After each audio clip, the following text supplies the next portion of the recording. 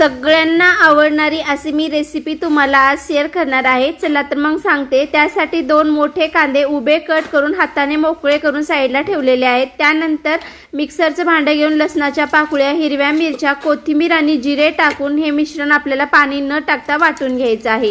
तयार मिश्रण कांद्यामध्ये टाकून द्यायचं। 1 वाटी रवा टाकून द्यायचं। त्यानंतर 1 वाटी बेसन पीठ टाकायचं आहे।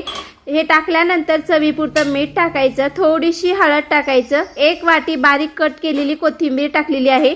त्याच भांड्यामध्ये पाणी घेऊन पाणी टाकून द्यायचं। छान पिठाला मिक्स करून झाकण ठेवून 15 मिनिटं साईडला ठेवून द्यायचं। त्यानंतर तवा गरम झाला की तव्याला तेल लावून घ्यायचं, त्यावर टाकायचा उत्तप्पा। एकदम छान असा आपल्याला कांद्याचा उत्तप्पा बनवायचा आहे। त्यानंतर त्यावरती टाकायचं आहे पांढरे तीळ, दोन्ही साईडनं छानसं भाजून घ्यायचं। खमंग तयार आहे आपला हा उत्तप्पा। चला तर मग तुम्हाला हा कसा वाटला मला नक्कीच कळवा आणि हो, चॅनेलला लाईक सबस्क्राईब करा। बाय।